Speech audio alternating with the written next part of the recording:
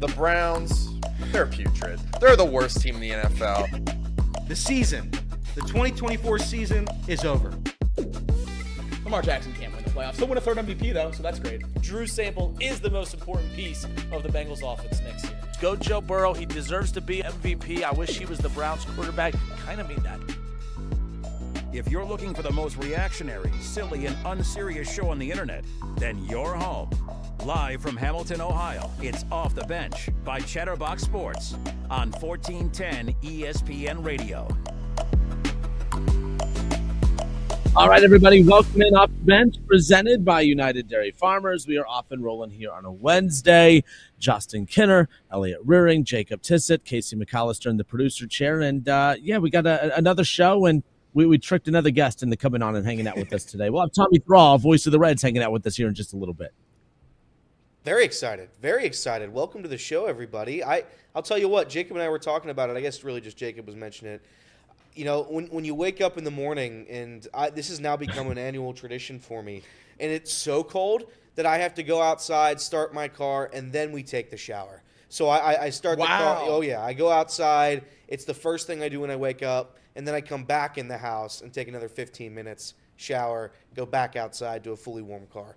I don't have the cool function where I can start my car from inside my house. Me neither. So I do have to do it the manual way, which is unfortunate. But I'll tell you what, it still feels very, very good on the second time when you go out there and start it, because it is freezing outside. It is freezing. With my mom being out of town, I've seized the garage. Okay. And that's one of the biggest come-ups of my entire life, especially with the last couple weeks being, single digits, 10, 12 degrees. Parking in the garage is life-changing. I still open it, start my car before I leave because it's way too cold. I got soft going to college in the South. I used to be able to handle the cold, and now I can't. It'd be one thing if all I had to do was just take care of my vehicle, but I have to make sure that my wife's vehicle is warmer than mine first thing in the morning. I have to make sure that she only has to walk 2.3 seconds from the door to her vehicle so she can get into the warm vehicle, which I'm not complaining. I have no problem doing that. But the sacrifices that I make, I tell you, I hate being cold. I absolutely hate it with a passion. This is painful. Today has been literally painful. I sat in the truck for probably a good 10 minutes just trying to convince myself to open the door to walk just probably 15 steps to get in here. And then we're talking baseball today. That's going to be the fun part. I'm going to talk Reds with Tommy Thrall. The Reds caravan officially takes off this week, and nothing screams baseball season like stepping outside to 1 degree temps. How about that? So that's right. That's right. What it is. Let's see. What do we got on deck for today? We got a little more likely coming up around the corner. NFL playoffs, the divisional round this week. What's more likely? The Chiefs getting upset by the Texans or the Lions getting knocked out of the playoffs by the Commanders? We have that coming up around the corner. A little buy or sell. We'll talk some Reds with Tommy Thrall coming up here just under a half hour from now. So we have a lot to dive into here today. Again, Off the Bench, presented by United Dairy Farmers. Mr. Casey McAllister, good morning. How are you, sir? Welcome. Good morning. Good morning. One other thing that we have that we should probably mention, we hit 15,000 subscribers. Hey, would you look at that? Couldn't have done it without you guys. We really appreciate you and all Literally. the support. We couldn't have done it without every single one of them. Exactly. Yeah. It's fantastic for us, and we appreciate it. We hope that we've been entertaining, informal, all the above for you, and hopefully we can continue to do this for the next couple of years. And for the 2 or 3 people that I got to subscribe over that stretch, I appreciate you guys. Thank you. And for the people that left because of me, I hope you come back. So maybe when they all come back, all the people that left, because Kinner now. Maybe when they all come back, we'll just get to 30 tomorrow. That would be fun. How about that? Oh God, I cleared half the people up. Casey, what number do we have to get to when YouTube sends us one of those cool plaques? I think it's 1 million. No, that's one of the milestones is 1 million, but I think it's only 100,000. Oh, all right, only 100,000. Might as well be 1 million. That might as well be 1 million. There's definitely 100,000 nut cutters out there. I don't know. I hope. Imagine if the Bengals did their job. Imagine if the Bengals and Reds did their job. Maybe we'd get there a little bit quicker. I think it's less than 100,000. I really do. I think it's less than 100,000. I'll look it up. Well, we know it's not 15. We know it's not 15. We know it's not 15. We know we're trending in the right direction. But before we get into the rest of the show, let's do what we do every single day on the program, and that's kick off the show with our guy, Elliot, with Elliot's headlines. Score updates, breaking news, local and national headlines, whatever's going on in the world of sports, Elliot has you covered. Off the Bench brings you Elliot's headlines. Yeah, not going to happen. I thought today was the day. Maybe. I really did. Maybe. I thought today was the day. So, headlines. We'll start with college basketball. There were some pretty good games last night. A good slate of college basketball. It is 100K, by the way. It's 100K? 100K for silver, $1 million for gold, and $10 million for diamond. Is there one for views? Like if you have a video that goes off for like a lot of views? Now that I do not know. I can continue to do more research. Please do more research. College basketball. We'll start there. How about the Xavier Musketeers getting their second straight win in the Big East, this time over Villanova by a score of 69-63. That game flip-flopped all the way until the end. A big 4-point play helped give Xavier a massive win there against the Villanova team, who I do think is underrated in the college basketball world. Ryan Conwell, 34 points, 8 of 13 shooting, adding 3 boards, 4 assists. Freemantle and McKnight each added 10 points in their victory. Arizona, they beat 25th-ranked Baylor, 81-70 at home. 3rd-ranked Duke, they destroyed Miami, 89-54. And I was telling Jacob this. I think there have been more ranked blowouts, like 2 teams in the same conference or, the same caliber type of program blowouts this year in college basketball than I've seen in a long time. 89-54, Duke beats Miami. Missouri, they take down 5th-ranked Florida on the road, 83-82. Ohio State, they stormed back but lost 70-68 to 24th-ranked Wisconsin. 1st-ranked Auburn, they dominated 15th-ranked Mississippi State, 88-66 in their first game without Johnny Broome. 21st-ranked Ole Miss, they upset 4th-ranked Alabama, 74-64. Yeah, immediate excuse. It's reported that Alabama has the flu, so that game doesn't count. Good point. 8th-ranked Kentucky. 8th-ranked Kentucky, they take care of 11th-ranked A&M at home, 81-69. Jackson Robinson, he led the Wildcats in scoring with 22. Do you realize how many little numbers you're saying for all these SEC matchups? Oh, yeah. I know. It's ridiculous. It's insane. Incredible. It's incredible. 19th-ranked Illinois, they stomped on Indiana, 94-69. Fans starting to turn on Mike Woodson. I saw the video last night of the Fire Mike chants, so I don't know how long that's going to last in Indiana, but it's not going well as of right now. Moving on to the NBA. Jamal Murray, he scored a season high of 45 in the Nuggets' 118-99 win over the Mavericks. The Suns, they have now lost 11 straight games in Atlanta. Trae Young scored his season high 43 and their 122-117 win. The Cavs, they take down the Pacers 127-117 in the second game of the back-to-back. NFL news. Mike Tomlin on teams possibly interested in trading for him. Quote, save your time. Mike Tomlin's probably going to be a Steeler next season. The Colts, they were announced as the home team in the Berlin game. The Bengals do not play the Colts next year, which means the Bengals are not playing in the Berlin game. That was a lot of people's thoughts of, the Bengals are due to go overseas. So it's looking more and more like it perhaps could be the Jaguars in London, the Bengals versus Jaguars in London. But we'll see. We'll have to see. Major League Baseball news, the Dodgers are in 4 of Sunday Night Baseball's first 10 games this year. The maximum number for the season is 5. Those are the Dodgers. Congratulations to them. And that's probably going to get Roki, so. Yeah. That's it. Those are your headlines in the world of sports. And there you go. Again, Justin Kinner, Elliot Ruring, Jacob Tissett with Casey McCollister in the producer chair. This is Off the Bench presented by United Dairy Farmers. You brought up the Steelers a little bit ago. Did you see former Steeler Deontay Johnson? Just got outright cut. His team wins this past weekend, and they just let him go. Oh, yeah. Yeah, here's the deal. Ridiculous. Apparently, just upset because he wasn't getting enough targets. Much for the Texans weed guy. Players were, celebrating with, cigars and champagne and everything in the locker room. He was making a scene that he didn't get enough targets. That's crazy. That's absolutely crazy. Here's the deal. With the draft coming up, if you are worried that, for instance, the Cincinnati Bengals, with Burton, there were some character concerns coming in.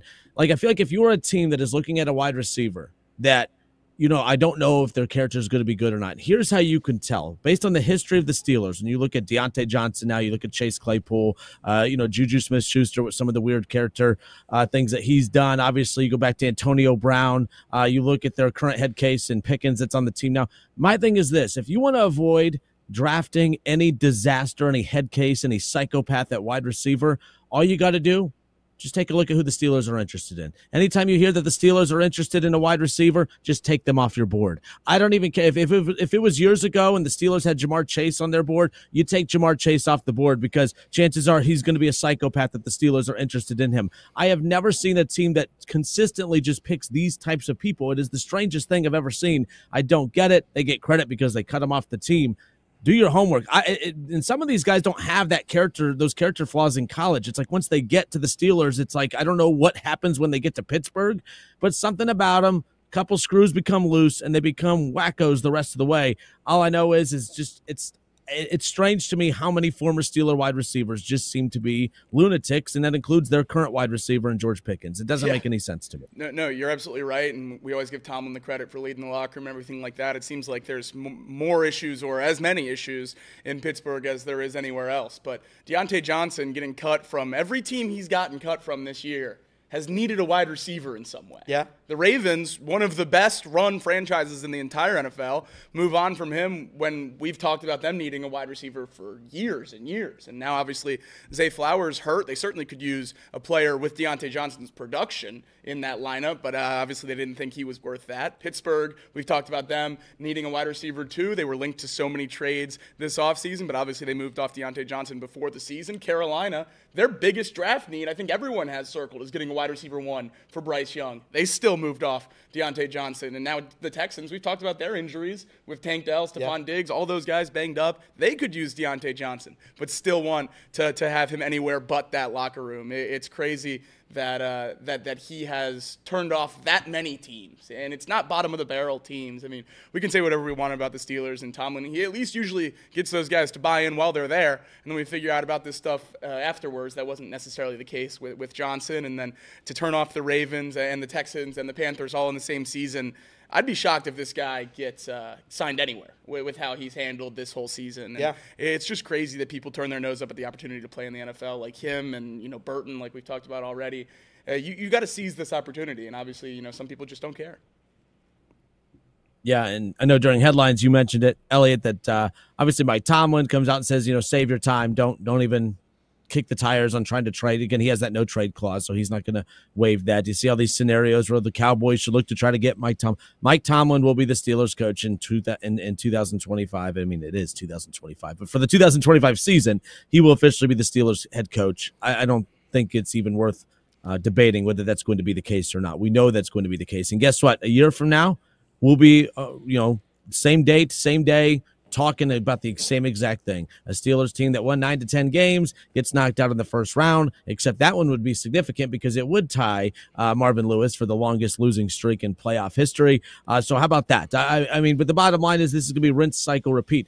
Dan Orlovsky, and I like Dan puts out a lot of great stuff. I know Bengals fans like Dan, but Dan is like the ultimate QB defender. And Dan's right pretty much, I'd say, 100% of the time, because I think a lot of times we simplify a lot of things when it comes to QBs in regards to it's the win-loss result, and that's all that matters. And I know that's used against Joe Burrow, obviously, but that's why Dan Orlovsky comes in and says, hold on, it's not just a Joe Burrow thing, it's all these quarterbacks. I mean, he's sitting there, he's combing through all the numbers for all the quarterbacks that were just eliminated for the playoffs this past weekend to defend why they're not to blame for their team being eliminated. But he put something out that I disagreed with, and I don't disagree with him often, about Mike Tomlin, saying that we can't hold Mike Tomlin to the standard until they get a quarterback.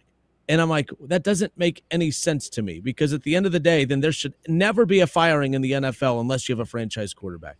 If you don't have a franchise quarterback, head coaches should not be allowed to be fired then if that's the case. Because why does Mike Tomlin get the benefit of the doubt for not having that franchise quarterback? And maybe I'm making the wrong argument. Maybe other teams need to be given their head coaches the same respect that the Steelers are to Mike Tomlin. Maybe that's what the argument should be. But I disagree with that. I don't think that you excuse the failures in the postseason because he doesn't have a quarterback when consistently they never go get a quarterback, and it doesn't seem like they're going to get one of substance anytime soon.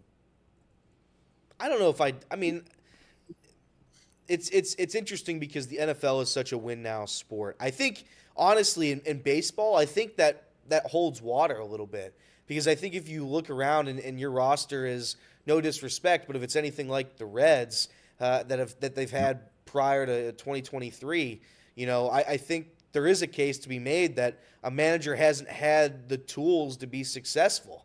I think the NFL is a little bit different because it's such a win-now sport. You're able to get such good players immediately. The draft is still the best draft in professional sports. So it's the parity is going to be there more frequently than it is in other sports. So I do think that a coach that doesn't have a franchise quarterback and doesn't have the tools to be successful, because I think that is probably the number one tool you can have, is having a quarterback that's good. A top of the league quarterback is the most important piece of an NFL franchise. If you don't have that, your success is limited. Very rarely do you see a franchise without a top 10 quarterback win a Super Bowl. It just doesn't really happen. So I do kind of get it, but I also get your point in that there should be pressure among head coaches, no matter the situation, because you could just be a bad head coach with the talent that you've been given anyway. Yeah, I think that's definitely a tough thing in the NFL when you see teams rebuild quickly, and especially when you're Pittsburgh and you've seen a team like Cincinnati go from the bottom of the barrel to up and in the playoffs, and even getting beat by the Browns in the playoffs, who were bottom of the barrel, climbed up and now back down again and going to climb back up again, all while the Steelers are at the same position. So I think it's tough to swallow that in the NFL while everyone else has ups and downs, and you're just kind of staying at a down or a little bit above a down. Yeah. I think that's tough to swallow for both an organization and a fan base, but it's also the Andy Dalton aspect of it all. It's, if you move off a guy, are you sure you're going to get someone better? Yeah. Obviously the Bengals did in Joe Burrow, but a guy that gets you to the playoffs that much and keeps you in contention for the division, are you sure you're going to be able to get someone better? And I'm sure that's a tough thing that the Steelers organization is dealing with as well, because the answer is very clearly no. You could easily miss on your next hire, your next two hires, and that's exactly what Jason Fitz was talking about yesterday with what the Raiders have gone through with how many head coaches they have. You fire Mike Tomlin, maybe you're just spinning your tires for a decade, and then that's certainly not better. But you also could be back in Super Bowl contention within 2 or 3 years. So it's a risk some franchises are willing to take, but I don't know that the Steelers would be. Yeah, I mean, and you just mentioned it a little bit ago, like it's one of those where, and it's tough because I don't like urgent teams to lose, but Mike Tomlin and some Steelers reporters, I know in the media yesterday brought up the fact that, you could still get good quarterbacks later in the draft. I mean, it's not like, look at Lamar Jackson, Patrick Mahomes wasn't a top 5 draft pick. It's not like, that has to be the only spot, but at the same time, you're saying that to basically dilute that argument. But then why haven't you done it? Like, well, we don't need to get a top 5 pick to get a quarterback. Then why haven't you had one? why don't you have one? Why are you swimming in the bottom of the barrel to get quarterbacks, geriatric quarterbacks to come in to save your season, hoping that Justin Fields turns into an elite level quarterback? That's obviously not a game plan that you should be bragging about either. But as you mentioned, like other teams with that losing model have crashed and rebuilt again. The Texans with C.J. Stroud, who they drafted just last year.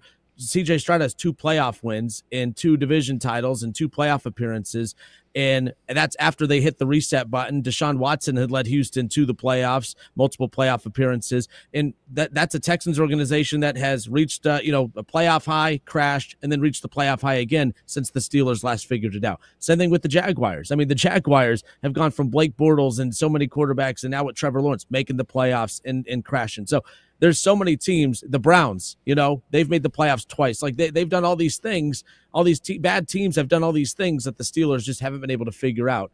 And I'm not saying those other organizations are better than them, but my goodness, this is just a weird thing. The Steelers are a fun topic either way. Yeah. All right.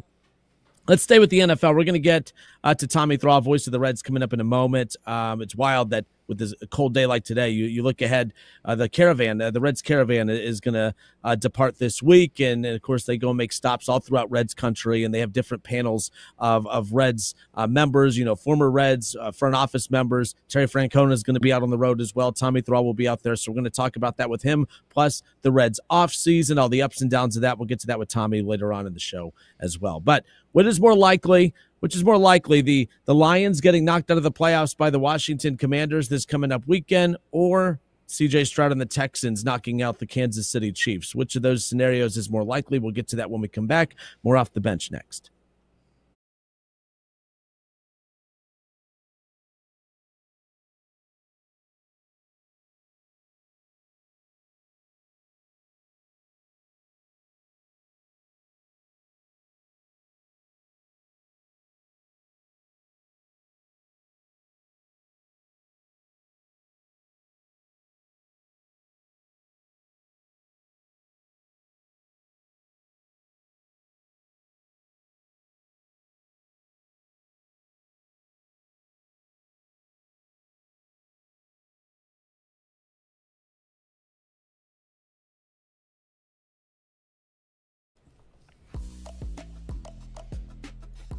All right, and we are back. This is Off the Bench presented by United Dairy Farmers, Chatterbox Sports on YouTube, ESPN 1410 Wing AM in Dayton. Tommy Thrall is going to join us shortly. Bad clock management on my end. We'll get to the NFL more in detail coming up in a moment. Earlier in the week, it was announced the Reds were going to pivot and not go with MLB, of course, to carry their games. They're going to go back to FanDuel TV, and they get that deal all restructured.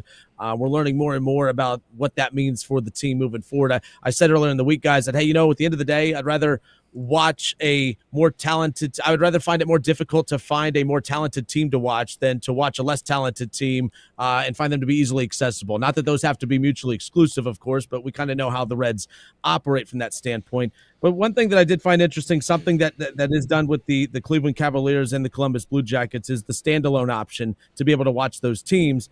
And the pricing for that, I know that Craig Sandlin and Nick Kirby kind of broke this down earlier in the week, but we did a topic on this a while back. What's the most you would spend to watch your team throughout the season? It looks like that number, if it follows the model of the other teams in Ohio, about what, $19.99 a month is what you would pay monthly to watch the Cavs and the Blue Jackets. Yep. And you probably assume that the same would be for the Reds, nonetheless. When you guys found that out, what was your takeaway? Yeah, I think it's, hearing that everybody's going to be able to have a chance to watch them, that's the best case scenario. I was a little bit concerned that it was going to be the same type of deal as Bally, where you'd still get the blackout. It's looking like now that everybody's going to have that chance to watch it on the FanDuel Sports app, I guess. I don't know what their app is exactly called, but to have everybody have the chance to watch your favorite baseball team is a must. The fact that we've had to deal with the blackouts for as long as we've had is kind of a joke, and it's an embarrassment on the league, but I'm glad that they're slowly figuring it out. I have no issue paying $25 a month to watch my favorite team. I have no issue at all, opposed to not watching them ever. And just, it's just the case. It's just what it is. I don't mind, because I know Tommy's coming on. I don't mean to do this right now, but I do listen to the game a lot. I'll go on the app and I'll listen to the game opposed to watching it on TV sometimes. It's just I like hearing a baseball game opposed to watching it a lot of the time, especially with the Reds last year. I think I was too mad to just sit down and watch them towards the end of the season. Yeah. So I'd go out on a little walk, I'd go out, run on a treadmill, and I'd just be listening to the game.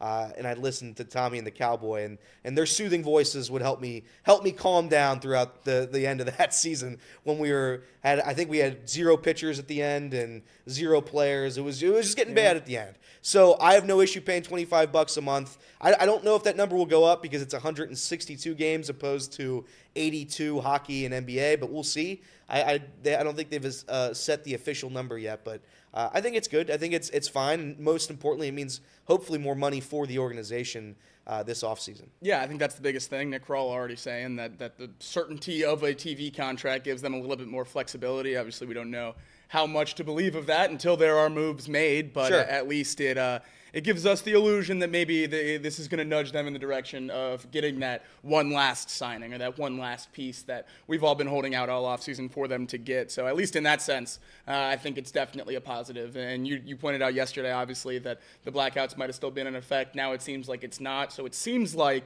pending that price, it's a win-win for everybody in this situation. Yeah, $50 a month might be a little steep, but I think, again, I don't know what their well, it'll be on local correct TV. No, correct. No, FanDuel TV. It'll be on the FanDuel. Yeah, if you have Bally, it'll be on that channel. Yeah. It won't be on a local TV. So if you have Those cable.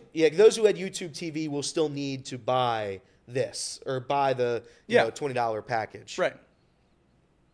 Yeah, and the other thing too, and Jake, you just alluded to it as well about what they could do in the free agency market and the trade market. I know Nick Craw had come out to say, yes, this does give them a little bit more flexibility in the free agent market and in the trade market as well. So we could be seeing more movement and activity here in the coming weeks and hopefully soon, nonetheless. But it's been a weird offseason, a fun offseason for the Cincinnati Reds. It started out with the splash, getting Terry Francona as their manager to lead this team moving forward. We're going to talk about that. We're going to talk about the Reds caravan. We're going to talk about the makeup and expectations for this team heading into 2025 with the radio voice of the Cincinnati Reds, Tommy Thrall. He joins us next. More Off the Bench when we come back.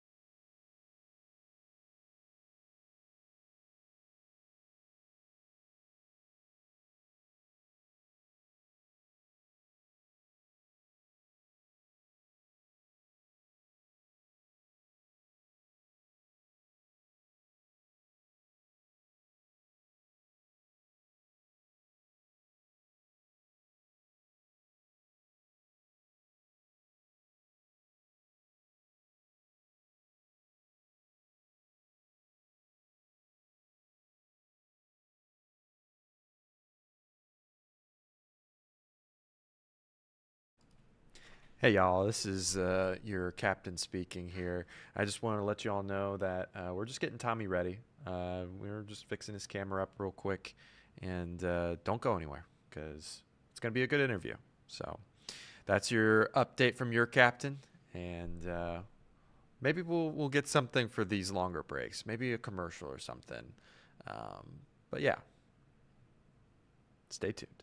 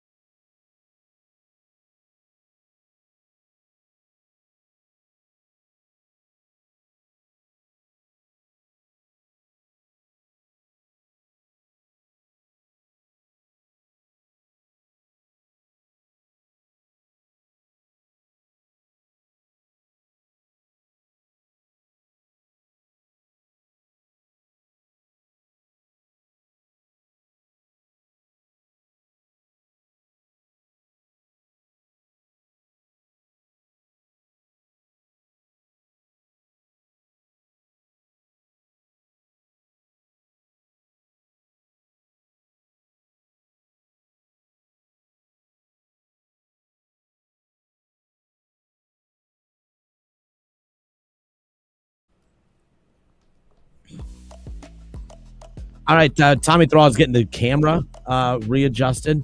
Where did he say he said he got back from Puerto Rico? Yes. Got back from Puerto Rico. Good for him.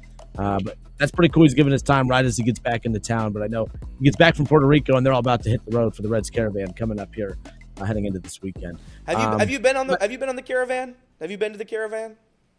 Yes. So every year they do a stop here. Last year, Trace and I I did my show out there. Trace came down, and him and I did the show from the Caravan. They always do it at the National Museum of the U.S. Air Force. So it's always in like some hangar out at the museum. And there's always all the really cool planes and all that stuff there. It's like one of the cooler spots for the Caravan. So we do our show out there every year. Of course, not doing it this weekend. I'm not doing the show out there because we have a basketball game on Saturday. But it's always pretty cool when they make that stop. One of the 1 year, I'm trying to think the biggest name that they've had out there when I've been out there. Joe Morgan, easily. Joe Morgan was the coolest one. That was like a surprise one too. Like he kind of walked out at the last moment, and everyone just lost their shit when he walked out. It was really cool. That was my favorite one. That was cool. You guys go? Do they stop anywhere in Cincinnati? I mean, they're in Cincinnati, but where do they do anything close? I've never been to the Caravan. I've been to Reds Fest. I love Reds Fest a lot. Yeah, I'm in the same boat with Elliot. Reds Fest is great because it's like, I know I'm not the biggest memorabilia guy, but like looking back at, all the autographs and all the stuff they have from the previous season. Like I know Trace bought the Sunday in Oakland scorecard, which was cool. I all that stuff. It's like if you're a baseball nerd like I am, just going there and looking around, like not even buying anything, just going in there having some fun, looking around with your friends. Or I know my dad and my grandpa, they all took me. So that stuff was so cool. And it's honestly like I don't know what other teams are in the country. I've never been to Cubs Fest or Marlins Fest. I'm sure Marlins Fest is a fun time. But like I can't imagine that it's as good as Reds Fest. Reds Fest it always brings the juice. And again, I tell this story all the time, but we would never go to the big name players. Those lines would be a half hour, 45 minutes. It's like when you go to Kings Island, right? You can wait for the best ride there, or you can find a little diamond in the rough on the other side of the park where not a lot of people. It's tucked away, and I think it's called the Bat at Kings Island. You know that thing tucked all the way in the corner? It's one of my favorite rides. You got to walk a mile out in the woods to go ride this thing. But it's fun because there's no line. I'll ride that ride 15 times in a row before I ride the Diamondback once. So you go over to, and I hate to compare baseball players to roller coasters, but I know like me and my buddy. I'm sticking with you here. I like this. Me and my buddy, we would go and we'd go hang out with Amir Garrett before he got big. We go see. Which roller coaster is Amir Garrett? That's a good question. You had to know this was coming. Yeah, I know. Amir Garrett would be the Bat. I mean, he'd be the Bat. Okay. So he's a solid player. You just got to walk a little bit to go find him, and it's a good time. I'm trying to think of another guy. We had an older player I went and saw with my buddies, and that was the time. That was absolutely fantastic. Legitimately some of my favorite moments. At Reds Fest, we're going to talk to some of these, the players that weren't the stars, but they're still our guys. Yeah, so in Reds Fest they pulled. And Casey, I don't know if you can hear. I know Tommy just texted saying that he's in. He doesn't see us at the moment, so I know we're still trying to get that situated. So Reds Fest they pull that off every year, and obviously not this season because of the renovations at the Duke Energy Convention Center, but they pull that off every year. That's why I got a good laugh at the Guardians because I don't know if it's Guards Fest. I think they call it Guards Fest. But they said to be able to make sure that they provide the fans with the best experience possible, they're going to go on a rotation to once every 3 years. Not every year, but once every 3 years to make sure that they give their fans the best experience. But the Reds can pull it off every single year without any problem. I just got a good kick out of that. That's just trying to save money. That's just trying. That's that to me. Probably Classic Guards. But we in Glass, we shouldn't throw stones over here in Cincinnati. I don't think, right? I think that's important. I think if any city in America can't make fun of other organizations, it's probably us, right? I think so. Us in like Minnesota. Man, Minnesota. Being a Minnesota fan would be tough. That would be way worse than being here. What do they have? I just don't know. Nothing. Have they won a World Series ever? Yes. Sorry, guys. Continue. I'm not entirely sure. Have the Twins won a World Series? I know the Wild haven't won anything. The Timberwolves haven't won anything. They've won in 1924, 87, and 91. Okay. Okay. Man, they are the Reds. More recently than the Reds. Reds. Yeah, they are the Reds pretty much, though. I mean, I know they have more wins recently, but man, it sucks so bad being a fan of a small market team just because I see the Dodgers and all their money. The Dodgers do have a lot of money. That's the thing they say. They use all of it. That's the thing they say. Yeah, that stinks. And sometimes they don't even use all of it. They'll just say, we're going to use all of it at a later date. We'll pay $100 million in 25 years, and we'll pay you $50 now. That's the most infuriating thing. If you're going to spend $1 billion on your roster that we can't compete with, at least spend the $1 billion. Correct. Don't. By the way, go ahead. No. Like, I'm literally, as you guys are saying, they're talking about this. I'm just coming across this story from Chris Baines, who covers the NBA with the Miami Heat. You want to know why? You want to know why Butler is so pissed at the Miami Heat? They said we're just really started to tailspin from there, and it kind of ties into being cheap. Although I don't think this is being cheap. I think it was just a mistake that led to him throwing a temper tantrum. This past summer, the Miami Heat had an accounting error that left Jimmy Butler without a paycheck for 10 days. Poor guy. That had never happened before. You've got all of that going on top of an accounting error that delayed his paycheck. Things just started to feel a little bit off at that point. I mean, by the way, get your stuff together, make sure people are getting paid, obviously. I'm not, defending that necessarily, but 10 days without a paycheck when we know the money that these dudes make, and you want us to feel sorry for you, that you want us to sympathize with you and say, oh, your temper tantrum and desire to leave your team is justifiable because of an accounting error. I don't know. These guys couldn't handle living in the real world. I'm adamant that most athletes could not handle living in the real world with the way they act sometimes. It drives me up the wall. That mistake, you could be pissed off at it, but the idea that that's why you want to demand, that's what led to the start of wanting to demand a trade, I just find that pretty funny. So, yeah. Yeah, I don't know the entire story with the Pat Riley, but apparently their interaction before Jimmy officially requested the trade was like really heated in his office and everything like that. But we did get one of the best quote card memes of all time from this whole interaction. Pat Riley saying, "Maybe I am washed," and I've saved that picture with that quote, and I've already used it, 10 to 20 times. Yeah. So it's versatile. All right, off the bench presented by United Dairy Farmers. We're close to getting this resolved. We're going to step away just one more moment, and then we're going to get Tommy Thrall on to talk Reds when we come back. More off the bench next. Or no, never mind. I'm sorry, guys. Like, we're trying to fight through this. I apologize. We'll figure it out.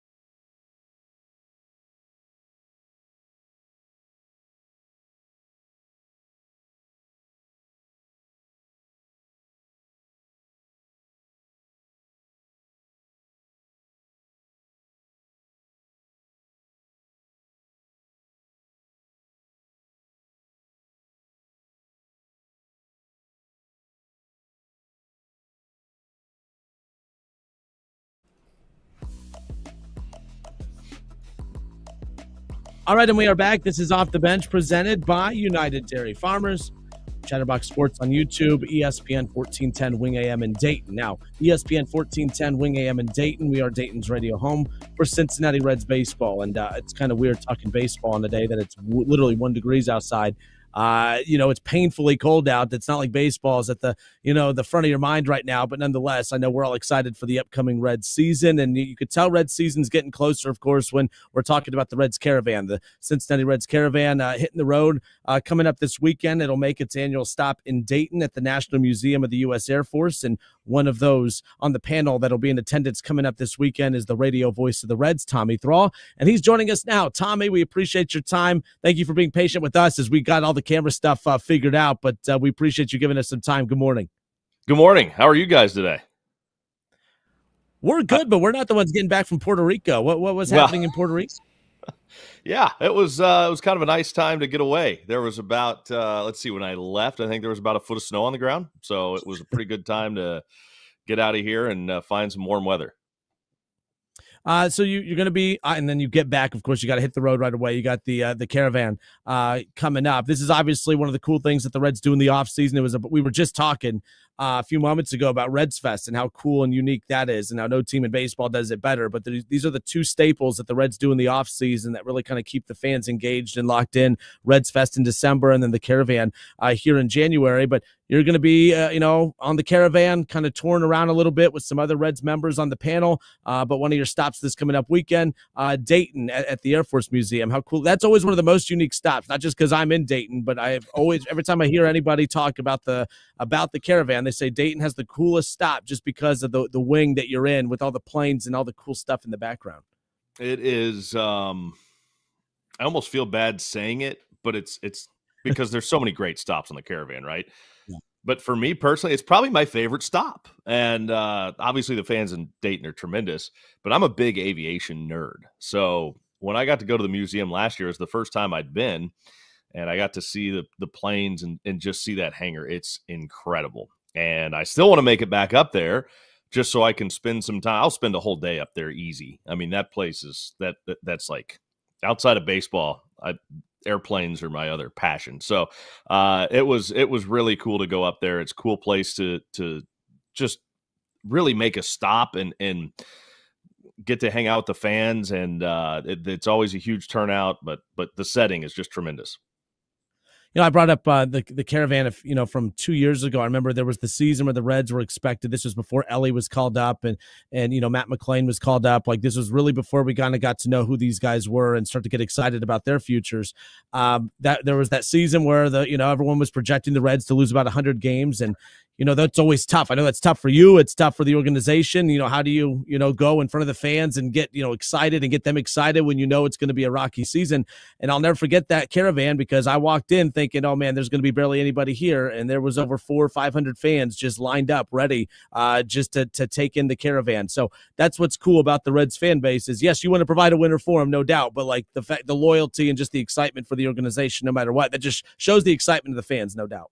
Yeah, it does. And the thing is, I grew up a long-suffering fan of a team that wasn't very good and perennially just terrible.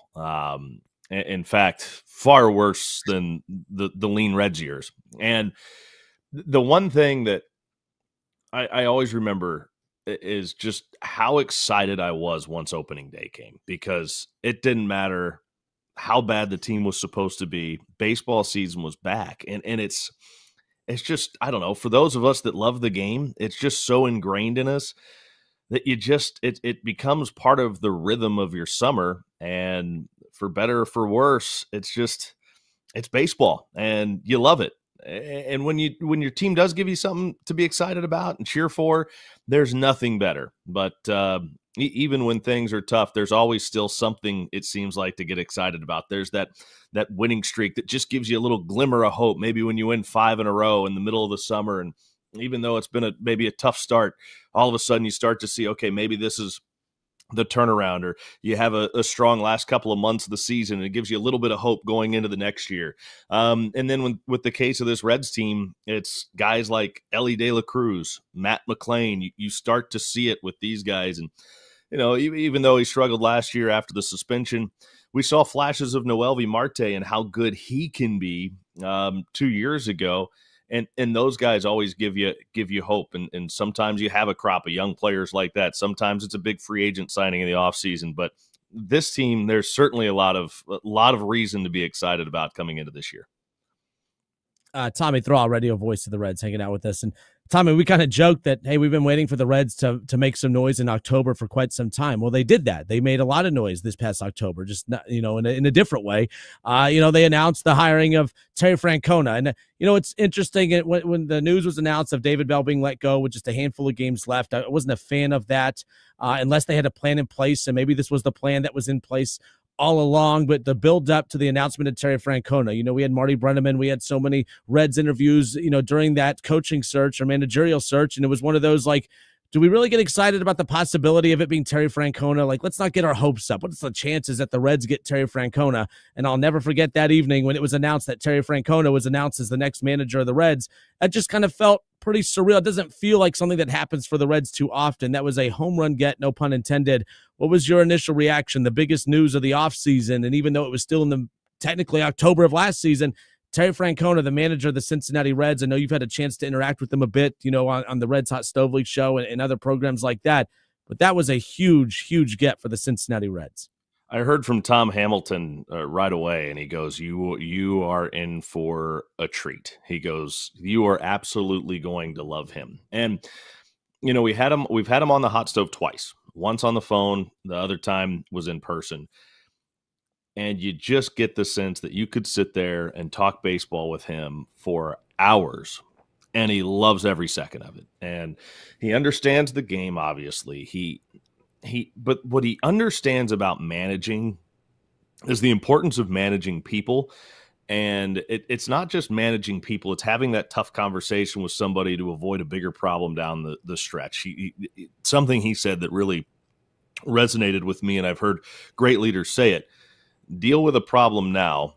If you've got a good enough rapport with whoever it is, whether it's an employee or in this case it's one of your players, deal with it now. You'd rather them be mad at you for a day or two and then get over it down the road, because they will. If they've got that respect for you, and players, you talk to anybody that's played for them, they all have that respect for them. They do get over it, and you move on, and the problem's been resolved. He understands that as well as anybody, and I think that's part of what makes him such a good leader. And so that's why I'm excited to see what he can do for this team. The Reds have made some moves, and I don't think they're small moves. I think the Gavin Lux deal makes the lineup better. I think Brady Singer gives a little more stability to the rotation. And look, I get it. This rotation's been banged up. They need to stay healthy, but you're going to have injuries that are going to happen. A guy like Brady Singer gives you that stability. He can help weather the storm when maybe somebody goes down, and it makes the bullpen better because somebody's going to end up in the bullpen that maybe has been starting games for this team before. So these are things that make the team better. But when you have a manager like Terry Francona, there are few managers out there that I truly believe can make a huge difference in a team and get a few extra wins. He's that guy. And I said it on the hot stove. It's like adding a 10-win player. I mean, this is a huge get for the Reds. When I first heard it, we kind of had heard maybe that the Reds would be going after him. But like you, I don't know if I really believed that it had enough legs to happen. And then I heard the news. I texted Brad and Nick immediately. I said, "Is this real?" They're like, "Oh yeah." And so it was pretty cool. Then I texted Cowboy, and it's cool to be excited about something like this. Do you think, and I've been a believer that, when David Bell got fired, I thought they were going to get a guy like Skip Schumacher, and this is no knock on Skip Schumacher, but I do think there are managers in baseball that do follow, a script per se. They've got what they can say. They follow analytics to a T, and you don't really feel like the manager is a part of the team. This was the one exception, and I was so excited to see it because again, like you, I didn't really believe that this was possible. Do you think fans are going to see a difference on the field immediately this season, I should say, with Terry Francona at the helm? I don't know that you'll see a huge difference, excuse me, in things like the decisions that he makes. Look, anybody that's involved in this game, I don't care if they were managing the game 50 years ago. The analytics, we have analytics, right? Yep. But what the analytics are is they're just quantifying what the good managers have always already known. They've already had scouting reports. Maybe they weren't quite as detailed. Maybe they didn't quantify everything quite as much. But, if a guy was a pole hitter, a manager knew that from the beginning, like all the way back. If you had a certain way you were going to attack a guy, they knew that because the scouting reports, the feel has always been there. We can just quantify it a lot better now. So because of that, Tito gets all the information. He understands it, but he also knows the gut side of it. And he's not a guy. He's got enough dirt in his spikes now to where he can go on gut and not have to worry about his job if it doesn't work out. A lot of young managers, they kind of have to go by the book because that's how you can explain the move. And if it doesn't work out, you can say, well, look, the numbers said this is what we had to do there. And if you don't do that and you're an unproven manager and it doesn't work out, now you've got to answer for that. And I think in some cases, guys worry about their job. If the move they make, if they roll the dice and it doesn't work out, they go against the numbers. Yeah. So I think those are all things to keep in mind. But overall, I don't know that you'll notice a huge difference. I think he'll handle the bullpen really well. So you might see a little bit of a difference with the way he handles the pitching staff. But this is just a guy that knows what he's doing. He knows how to manage the game. And the numbers are still going to be there. He's still going to use them when he needs to. You mentioned some of the moves the Reds have made, and the roster has improved, no doubt, but you're still counting on the young guys, the young core, per se, to be the biggest role of this team heading into the 2025 season. Besides Elly De La Cruz, I'll take him off. Which guy will step up the most this season? And again, we didn't really get to see a ton of CES last year. Matt McClain, not at all last year. Do you think one of those two guys will have the biggest jump, per se, from the last time we've seen them? Well, Matt McClain, I think, is the obvious one. I think the thing with Matt, he's just got to stay healthy. I think what we've seen from him is that he is probably this team's best player when he's healthy. The guy that I think you're going to see a huge jump from this year is Spencer Steer. He struggled a little bit last year. Yeah. You look at some of the ancillary numbers, and for a down year, he still had a pretty good year. I just think he's too good of a hitter to hit the way he did last year. I think he'll kind of get that figured out. I think this will be a big season for him. Another guy to keep an eye on, and I think he has a chance to be the biggest difference maker for this team, is Noelvi Marte. I still believe. Now, look, he's got to prove it. He might start the year in AAA, but if that happens and he plays his way back to this big league team, I look at him as the type of guy that could go off. He is a highly talented player. And I really think if this team's, I don't think they need him to be great, but if he comes back and plays really well, I think this team is going to be really good. I think there's enough other pieces there. If Jeimer Candelario hopefully has made some corrections to his swing. Guys have talked about him in the offseason that he's found some things to tweak, and maybe he's going to get back to a little closer to who he was expected to be when the Reds signed him. You might be able, and with the addition of a guy like Gavin Lux, you might be able to still get by even without the production that you hoped for last year of Noelvi Marte when he came back.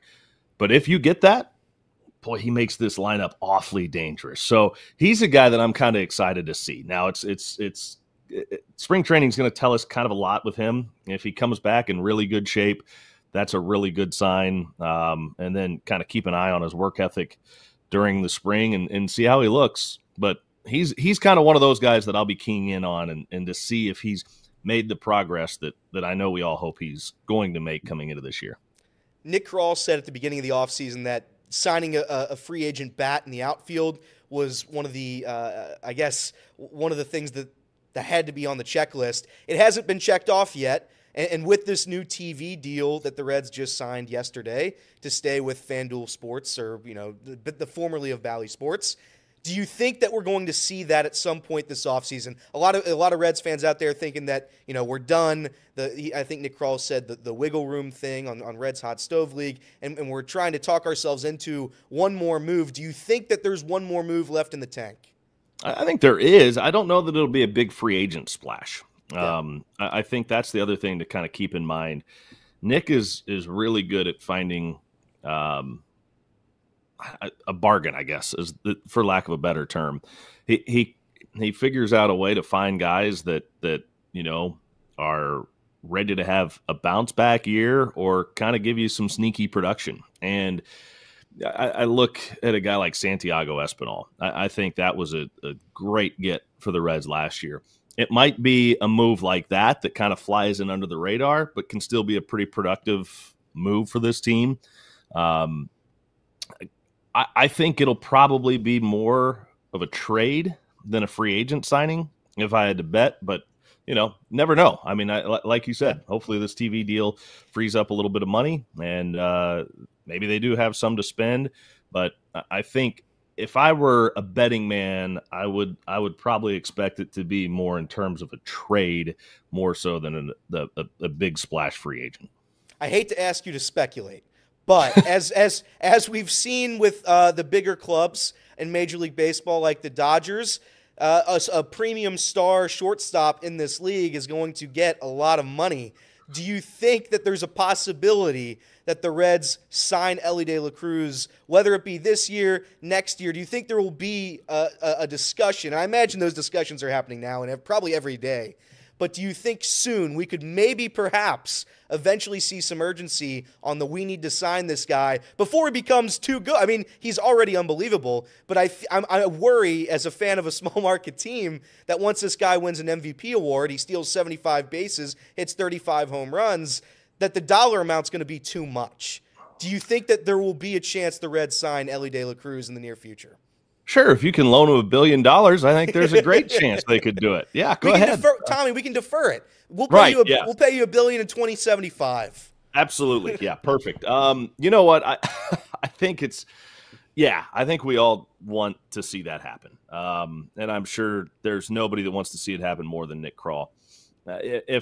If something happens in the game to where the economic situation changed drastically between now and Elly's free agency, then there's a chance. I mean, realistically, I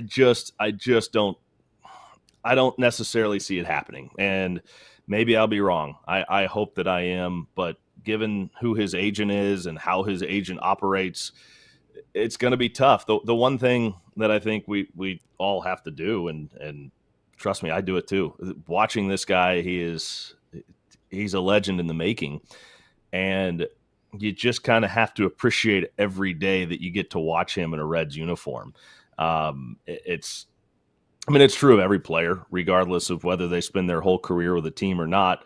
At some point, it all comes to an end. So you just kind of have to appreciate it. But here's the thing about a guy like Elly that I think is intriguing. He is one of these players, and I know Juan Soto signed that mega deal, but to me, if you give me the choice to buy a ticket to go watch Elly or Juan Soto, I'm going to go pay to watch Elly De La Cruz, because I know that there is a very high probability that he is going to do something that night on the field that I've never seen before, and he does it repeatedly. He's unbelievable. He is the most electric player I think I have seen. 40 years old. I've been watching baseball my whole life. I can't remember somebody that I've seen that's as electric and as exciting as he is. He's incredible. So yeah, I hope the Reds find a way to do it. I don't know how it's going to happen, but I'm glad that's not my decision. And I'm also glad that it's not my wallet that the money would come out of. Yeah. I have one last question before I throw it back to Kinner.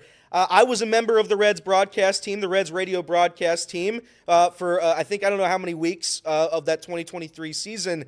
I had to play all the bumpers. Let me ask you this, Tommy. Do you think we're going to get a change in the bumpers at some point this season? That's my biggest goal, because I love listening to My Humps and Take Me to the Candy Shop. Those are my two favorite songs maybe of all time. But I want one updated one. Can we get one updated one? Sure. Maybe we can drop in Post Malone. He's got some new stuff out. Why don't we drop some of that in there? Hey, if I were in charge of that, I could do that. But that's above my pay grade. I'll text Yid. That's who I'm going to text. I'll text Yid or Dave Keaton, the broadcast sheriff, and we'll get on this, because somebody's got to get it done. We got to update you and the Cowboy. You guys got to have the best up-to-date music in this world. Maybe the soundtrack of Wicked. That's hot now. I'll drop a note in the suggestion box outside Yid's office. All right, that's it. Justin, take it back.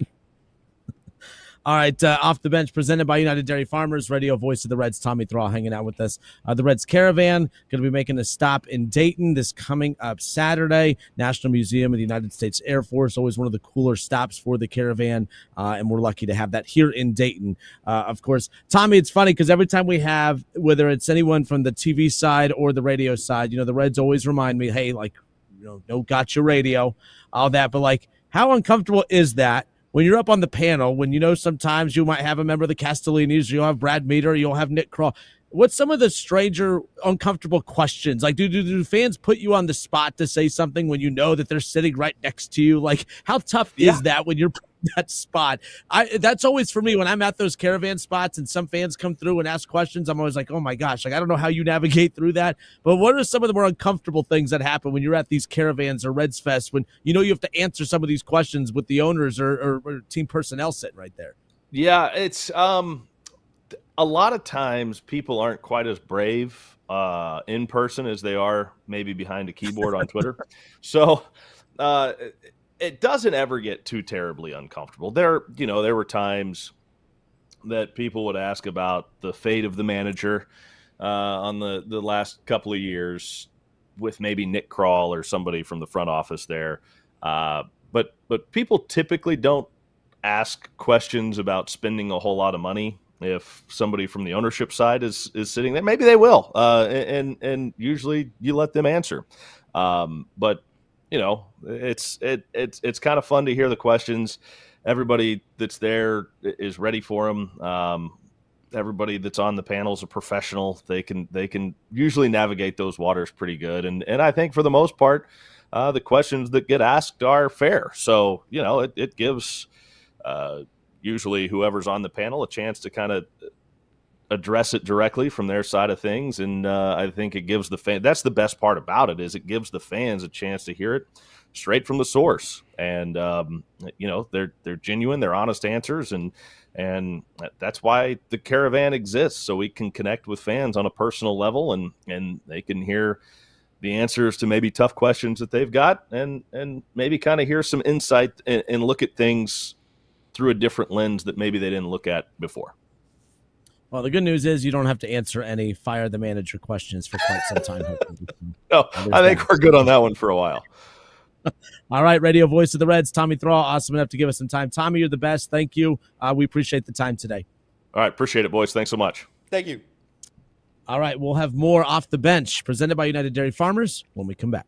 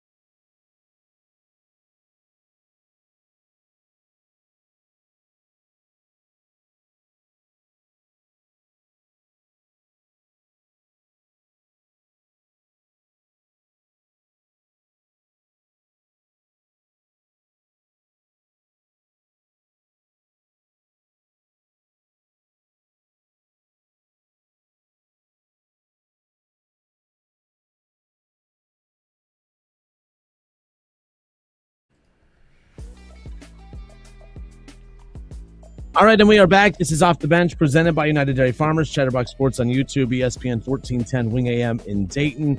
Again, National Museum of the U.S. Air Force. That's where the Reds Caravan is going to make a stop this coming up weekend. 10 o'clock is when it'll start. Tommy Thrall, Nick Kroll, Stuart Fairchild. You're going to see Alfredo Duno, and then Mr. Red will be there again. Those are just some of the panelists that'll be there, and sometimes those panels change and they're adjusted throughout. No, I mean, I'm trying to look at some of these cool, like Marty Brenneman's on one of the bends as well. I'm always the most, when I have to go up there and ask questions and do that stuff, when you have the Castellinis up there, that's always my least favorite. That's always my least favorite because I'm not allowed to ask what I really want to ask when you're up there, right? Like you just you have to do tough the spot to be in. Yeah, I would want to ask it. I'd want to ask it, but I understand it. I understand how the game works. So mind your tongue. We'll save those thoughts for X, the everything app. That's right. It's all happening on X. Well, yeah, and the cool thing for Tommy, by the way, like for every pregame, I mean, because he had to sit down with David Bell before every pregame, which I'm sure, Marty had to do that. I mean, it happens with every manager, but how cool is that to get to sit with Francona before every single game? Like that's at least something you're going to be looking forward to work every single day. Tommy has a cool job, I think. So I'm excited for him for that. But anything that he said that kind of stood out, obviously, like the one thing he said that, like, obviously he's right. When you look at Nick Kroll, you look at the front office, the word bargain. I'll just be honest, I don't like that word. I'm tired of that word. I don't mind bargain being a depth piece that you're adding, but like you kind of have to have enough holes filled on this roster to start worrying about depth. I don't want a bargain. I want a guy that you can count on. Because right now, outside of Ellie De La Cruz, who is that guy you look at on this team right now that you know what you have with them? Because I feel like there's a lot of optimism with a lot of these guys. But who is that guy outside of Ellie that you know exactly who you have with that individual? I don't know if that exists because Matt McClain, we know what he's capable of. We know what, obviously, Spencer Steer's capable of. There's just a lot of guys you still don't know what you exactly get. So I don't want to bargain. I don't want to hear that Nick Kroll's out there, trying to, get a bargain on a guy. Go get a guy. This team, I think, for us to feel truly confident, and I'm going to say two guys, by the way, Ellie De La Cruz and Terry Francona. You know exactly what you get with those two individuals. Outside of that, there's some excitement and optimism with these guys, but I don't think there's one other name that you can definitively tell me you know exactly what you get with them. You can maybe say Hunter Green, but can we see Hunter Green for a full season and not – because remember, he didn't start out this hot last year. He got hot as the season progressed. I still don't think there's anyone outside of Ellie De La Cruz, player-wise, that we know exactly what we have with that individual. I think that's the worry with a lot of Reds fans going into the season. That's why we've had the same take with most of the signings we've had yet. It seems like a lot of those guys are gambles or not sure things. Like we talked about Gavin Lux. Obviously, he has a little bit higher of a floor than most of the guys we were talking about bringing in or having in this roster, but especially with how he finished last year. But he still doesn't have a position. And you're going to have to try to figure out how to mix him in. And it seems like there's a lot of lottery tickets that are going to be in this Reds roster. And that's why whenever we talk about what they need to do, we ask for them to go sign a big-name outfield bat. Because we think if you get something that's rock solid out there in the outfield, and then you don't necessarily have to rely on all these young guys being all-stars in their second full season. But it seems like as the offseason progresses, that's going to be where the Reds put most of their chips. And we've known that regardless of what the Reds do this offseason, the success in 2024 was going to be dependent on the guys we already had in the building. It doesn't matter what signings they made. If the Reds were going to be good next year, it was going to be because Ellie and McClain and CES and those guys they already had here are having a good season. And that's still the case. It just seems like we haven't helped them out as much as we could have or wanted to. Maybe we still have a lot of time till this offseason ends, but that clock's certainly ticking. And if we made the moves we're going to make this offseason, I just don't feel like they've given this team the best shot they have to win. Yeah, that was my biggest takeaway from the interview. I think, for those hoping for a big name, I don't think you're going to find it. Right. And that's disappointing, but it's the reality of our situation. And I think there's still room for a outfield bat. I don't know of who it's going to be. Maybe it will be the Jesse Winker type. But it's going to be somebody that's probably not an everyday starter. It'll be part of the platoon out in right field. And I'm okay with it depending on, who this guy is or what he was capable of last year. There are a lot of question marks. I think there's a couple periods. Tyler Stevenson was a guy that I was down on heading into last season. He proved me wrong. He was phenomenal. The Reds were absolutely incredible when he was a catcher.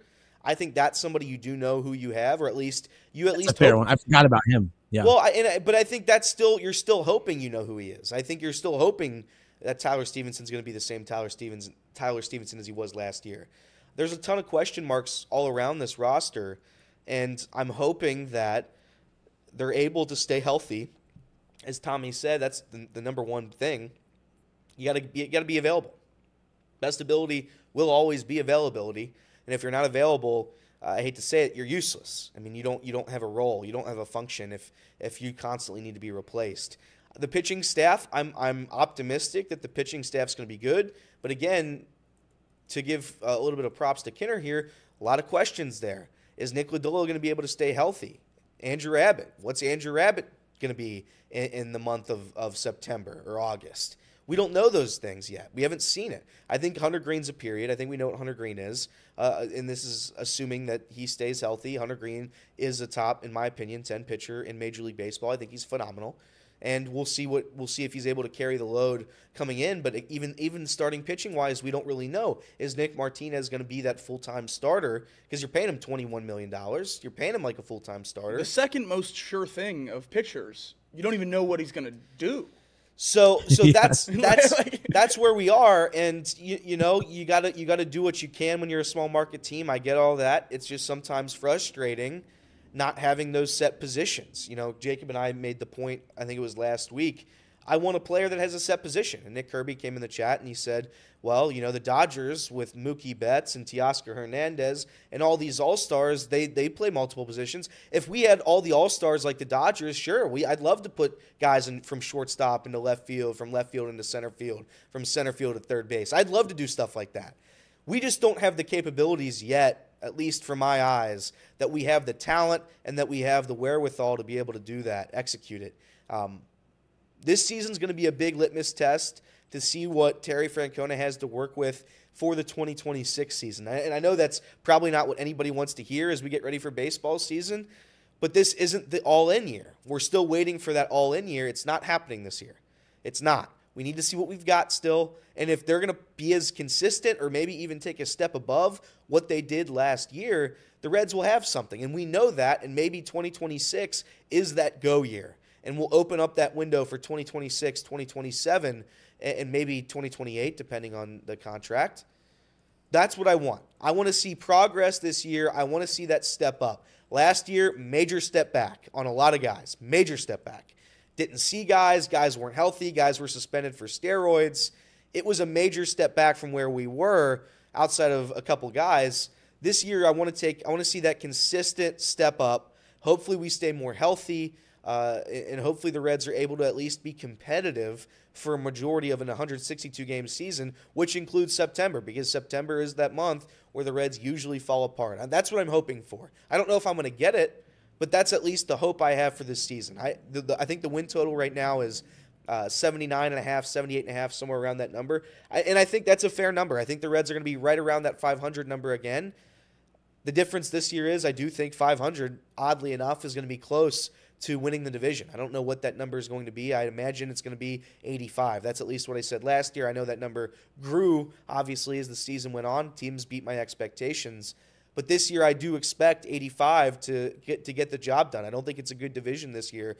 This is when you can sneak in if you wanted to have that optimism that an 82 and 82 or an 81 and 81 team can somehow make the playoffs winning a division. It would be pretty damn impossible, but there's always hope when you have three teams that are borderline not competitive in the NL Central. Yeah, and that's, you know, again, with all the question marks, and again, this isn't something new. It's something we've all kind of known. Like Gavin Lux, is he the second baseman? Is he a third baseman? Is he an outfielder? You know, is Matt McClain, he's the second baseman, but can he stay healthy? Noelvi Marte, I was happy to hear that from Tommy Thrall about like the player he's most excited about as far as the upside is Noelvi Marte, and it's a guy that could potentially start the league, you know, in AAA. But I feel like if he start the season in AAA, I feel like if Noelvi Marte is starting the season in AAA, that means he didn't have a good spring. Am I wrong in kind of putting that together? Like, or is Noelvi Marte the plan to start in AAA right away, and you start with an experienced roster with Gavin Lux, Matt McClain, Ellie De La Cruz at short, and obviously, you know, Steer at first, or whoever at first, or Christian Encarnacion Strand at first? I feel like, are they going for that experienced lineup and defensive layout right away?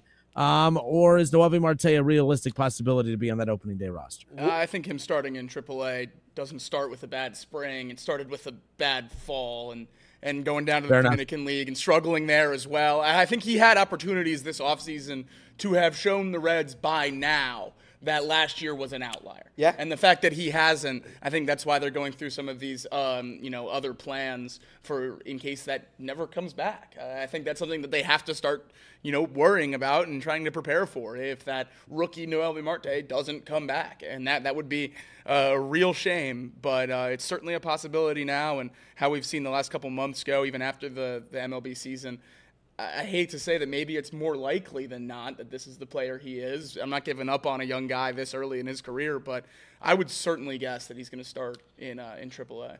And that's okay. And there's no issue with Noelvi Marte, as young as he is, starting the season in AAA.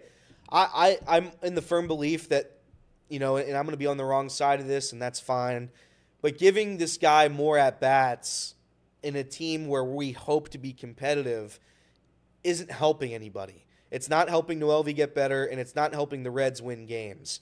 Let him work in AAA. Let him find his confidence there, and we build off that. If he comes out this spring and he's the Noelvi Marte of a couple years ago, then yeah, let's roll with him. He can be off the bench. I still don't think he starts, but he can come off the bench.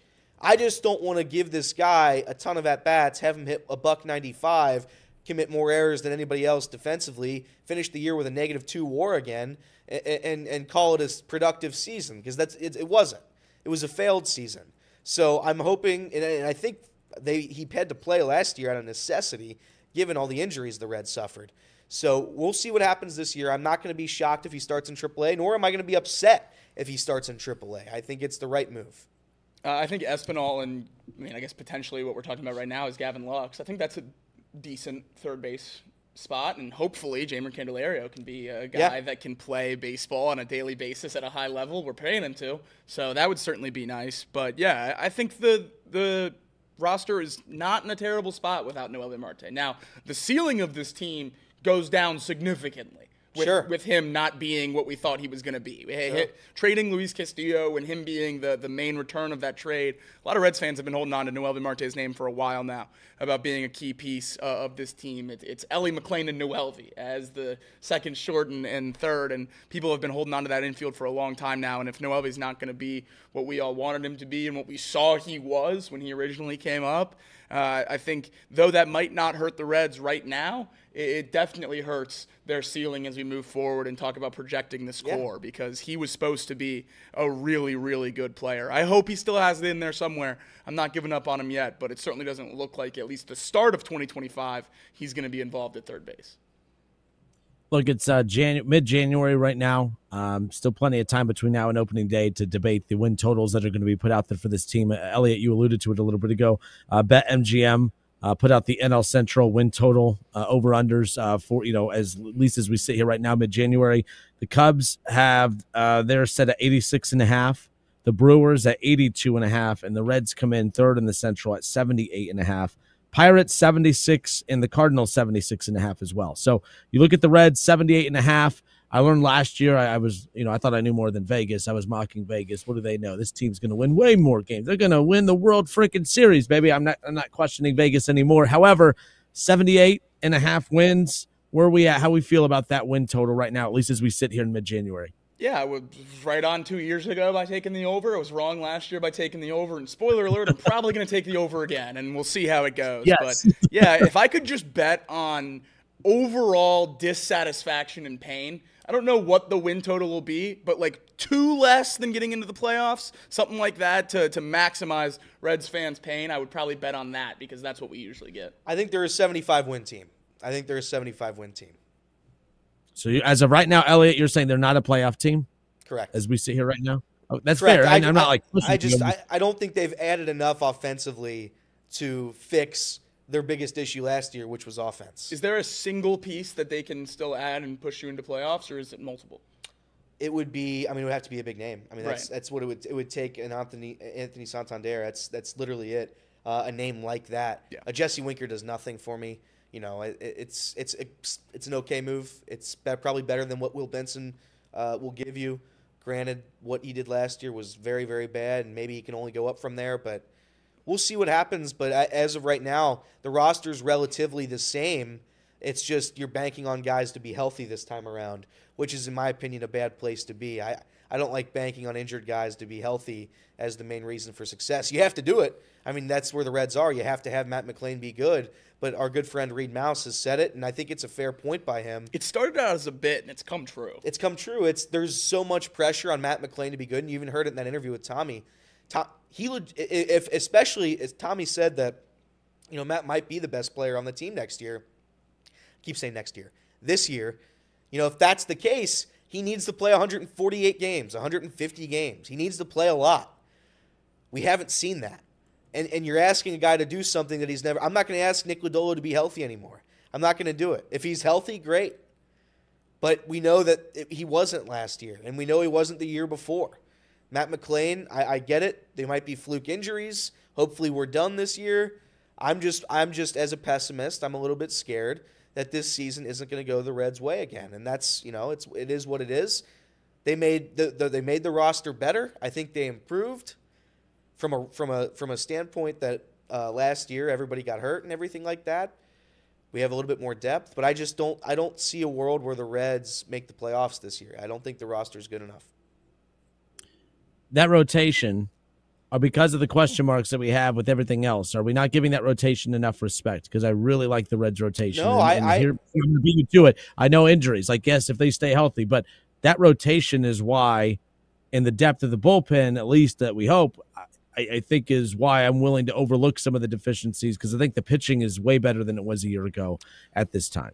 If we build it like the Brewers and we rely on an elite starting five, and you have a bullpen, like you said, that's shut down, especially when it comes to the back end. I would argue that we weren't shut down in the back end last year. Yep. I know how many saves Alexis Diaz had, but I would say it was shaky, to say the least, when you watch those games when it came to the ninth inning. So I'm confident that the Reds pitching staff will be the best part of this team. There's no doubt about that. It's just, are they going to be able to be healthy enough long-term to give us enough wins to maybe sneak in to the playoffs? I don't know. And with that question, I'm going to say the answer is going to be no, just because I haven't seen it. And until I see it, my answer is not going to change. I think that's the hardest thing with most Red fans at this point. Obviously, the Francona move might switch that mindset a little bit for a lot of people, is that is kind of an organizational change, even though it is just the manager role. That's going to change how this team's run at least a little bit. And I think that helps a little bit. But as we've lived I've only been alive since 2001, but since 1995, this Reds team hasn't advanced. So until you see that, how do you believe that they're going to? I think that's a hard hurdle to overcome, and we see it a lot, especially with our chat and people that listen to the show that are a little older than me and you are. And I know you're not necessarily as optimistic as a lot of the younger fans, but a lot of the older fans of this team are saying, well, what is there to rely on? We've seen the exciting off seasons with higher win totals time after time again that hasn't resulted in anything, hasn't resulted in a playoff win. So what is there to believe in? And as we keep progressing and having the same season play out over and over and over again, I'm starting to, lean that way with them. What is there to believe in? And you know what's funny? The older fans, the older generation, they hated Joey Votto so much. They didn't respect Joey Votto's game. A guy that was consistently getting on base. He was getting on base at a 450 clip. He was hitting 300 every year. The prime Joey Votto, his one knock was, he didn't want to bring in home runs, I guess. He walked before he made walking the priority over hitting. This Reds team is a prime Joey Votto away from, I'd argue, being a division favorite. That's the irony out of all of this. You want what you can't have. The Reds can't have Joey Votto back. They can't have that prime, consistent batter that we relied on for so many years. That's what this team's missing. You don't have old reliable anymore. You got a bunch of questions. All right, off the bench, presented by United Dairy Farmers. Last thing on this too, by the way, speaking of that, I saw a graphic that popped up the other day about every team in baseball's home run leader since 2020. Who do you think the Reds' home run leader is since 2020? Since 2020. The Reds' home run leader since 2020? Since 2020, who do you think the Reds' home run leader is? Spencer's hit 43. I was gonna say there's not a lot of. Ellie, it's not Ellie. I mean, it Can't be any of the It can't be Joey, right? It's not Joey, is it? It is Joey Votto. Ding, ding, ding, ding, ding. Wow. Joey Votto with 72 home runs. 72 home runs. Does that seem high to you? That does. That seems high. It does seem a little high. Good for Joey. Yeah, each MLB team's home run leader of the 2020s, and that is Joey Votto at 72. So there you go.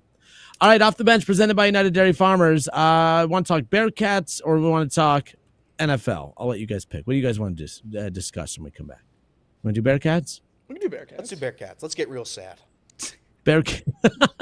We'll be right back. More Off the Bench when we come back.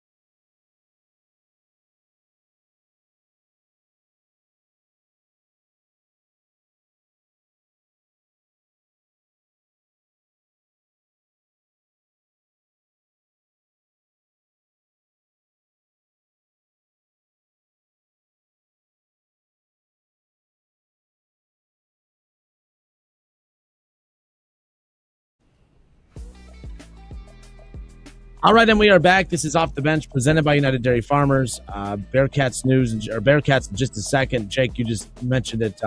On 3, just reported that Texas quarterback Quinn Ewers, despite interest from Ohio State and some others, according to multiple reports out there, he will declare for the NFL draft. We talked about this with Fitzy yesterday. I don't think it's a good idea. I don't understand.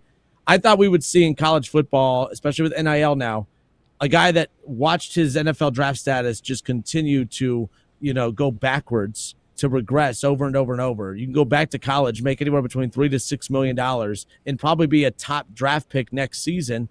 I'm surprised he's declared for the NFL draft. Are you guys surprised that Quinn Ewers is opting to return to college for another year and going to the NFL? Honestly, with the way that this draft process has gone, no. If you asked me a couple of months ago before the playoffs, I would have been shocked. I thought it was a mortal lock that Quinn Ewers would be back in college football next year for, like you said, $3 to $4 million.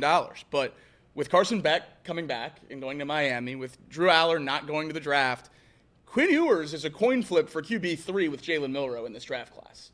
And that is a crazy position to be in with how the season went for both of those quarterbacks. But after Shedeur Sanders and Cam Ward, you have a bunch of question marks. It's Jalen Milroe, it's Quinn Ewers, it's Jackson Dart, it's Kyle McCord, Dylan Gabriel, if you want to throw the Oregon quarterback in there.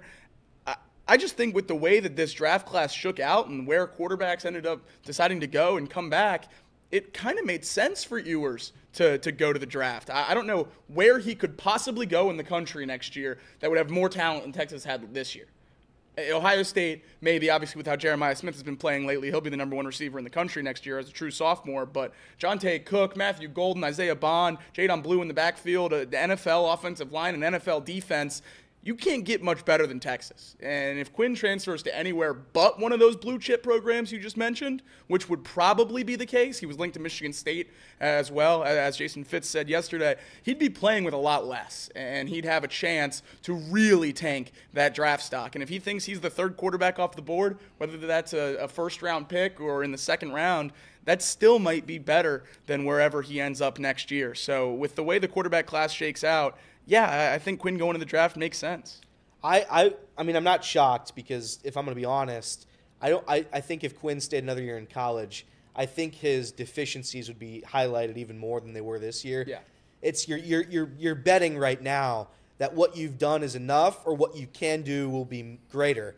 I don't think he can be greater than he is. That's where I am. And as Jacob just said, this draft class, who are you going to take a shot at? Quinn Ewers? Are you going to do Shador? Are you going to do Cam? You can go around and around. After the top two, we don't know what we have. And maybe Quinn will work out in the NFL. I don't know. I've seen him in college, and I would say a majority of college football fans wanted Arch Manning to come in towards the end of that season for Texas. So he wasn't the best quarterback on his team. I don't think he'd be the best quarterback next year in college football. I don't think he'd be anywhere close to it. I think his best option, his best move was to go to the NFL. Hopefully somebody takes him in the third, fourth. I don't know what round he'd be taken in, second round. I don't know.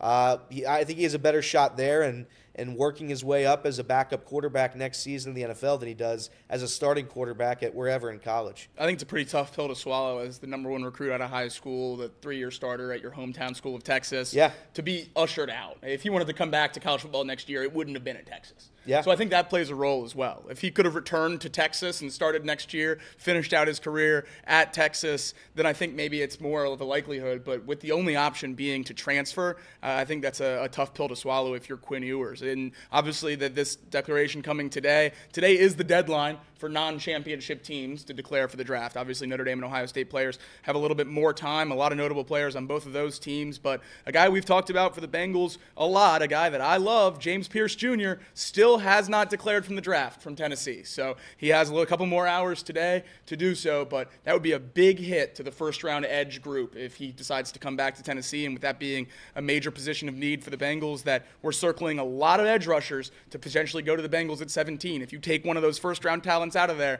the likelihood one still sticking around drops significantly. So that would be a big hit for the Bengals draft board as well. Last point real quick on Quinn, and we'll move over to the Bearcats. But, the thing with Quinn, so we had Michael Jr. on, I think it was last week, and I'd asked him his thoughts on Quinn Ewers and the regression to Quinn, just because we saw so many quarterbacks regress this year.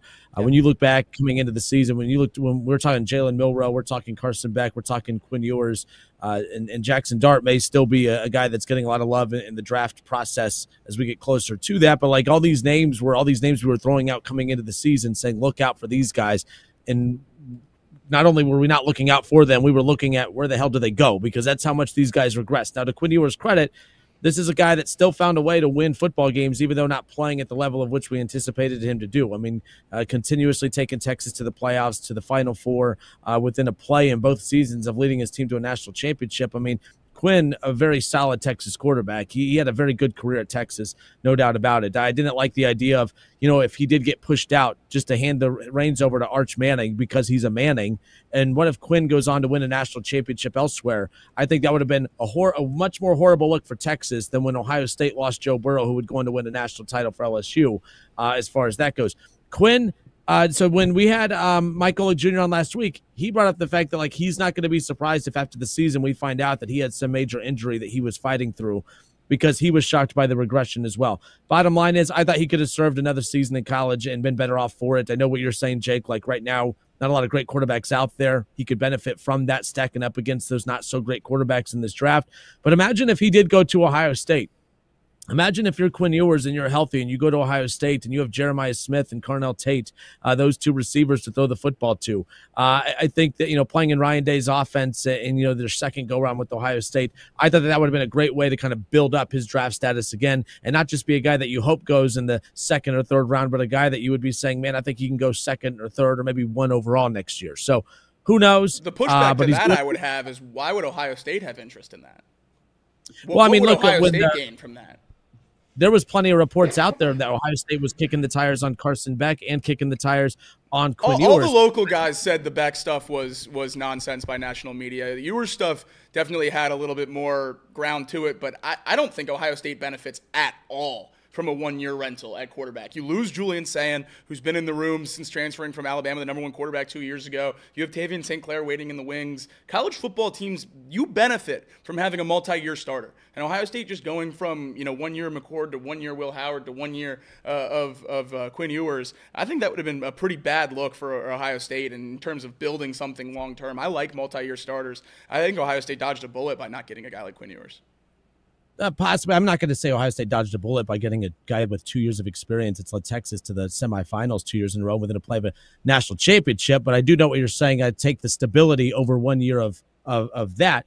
But at the same time, On3 also was putting out those reports regarding Ohio State's interest in those veteran quarterbacks. And to me, what I was looking into that is the concern I had for Ryan Day a while back was, well, is this saying that Julian Sayin is not developing at the level of which we anticipate? Because I tell you what, Texas, no one is rumoring them to be in the market. When Carson Beck entered the portal, no one was like, oh, Texas is kicking the tires on, a Carson Beck or any of these veteran quarterbacks. No, Texas, no one's even reporting them. Ohio State kept getting dropped in those. And I'm like, well, what do they know that we don't? Because Arch Manning, we've yet to see him play at a high level, but yet Texas seems like they have their quarterback of the future. We've yet to see Julian Sayin play.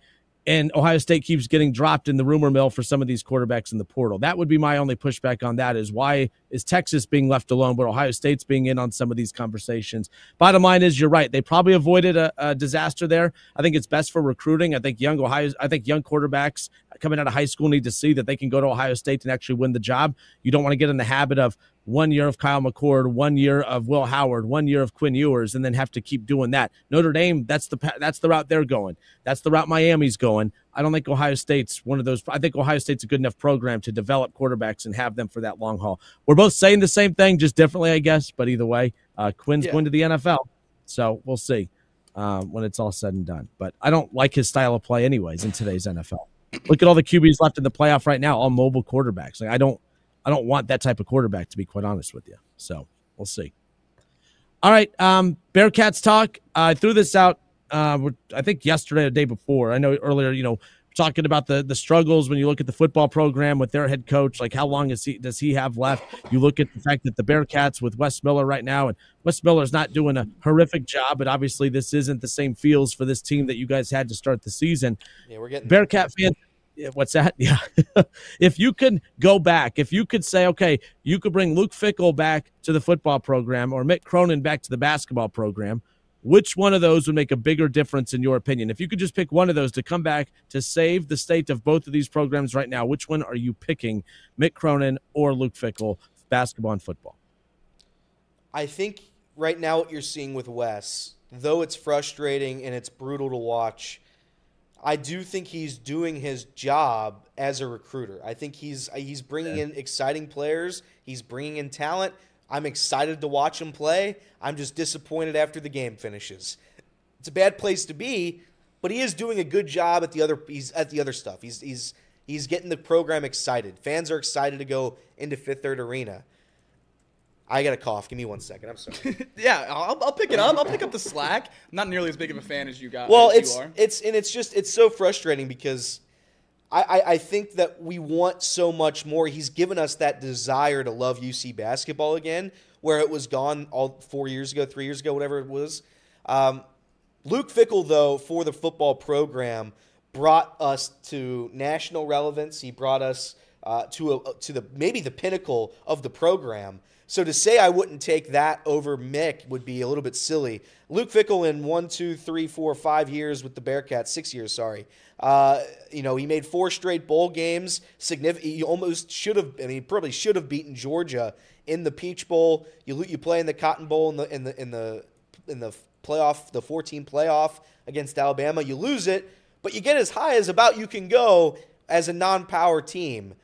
In college football, and it was the first non-power team to make the playoff. I have a deep respect for Luke Fickell and where he took that football program, especially where it is now. Scott Satterfield, I think he's lost a lot of the fan base. I think nobody's really excited to go to UC football games right now, and we're just trying to weather the storm until hopefully someone comes in and save us. I think this Scott Satterfield hire is temporary. I think we're just weathering it right now. Back-to-back years of not making a bowl game is pretty bad. Next year, if you don't make it then, I don't see a world where Scott Satterfield would be back, and you'd have to reset. The good news, as Jacob and I have mentioned several times now, Luke Fickell might not be back in Wisconsin after next season. That's very true. Maybe you see a reunion. I don't know. But I would have liked to see Luke Fickell recruit and coach and operate in a power conference. I would have loved to see that. And if we got it back again, sure, I'd be happy. I wasn't thrilled with the way Luke Fickell left. I'm not thrilled that he coached the Wisconsin football team in a bowl game. That's not talked about enough. No, it's not. He coached the Wisconsin bowl. He coached the Wisconsin team's bowl game the same year he left us. So I didn't like that.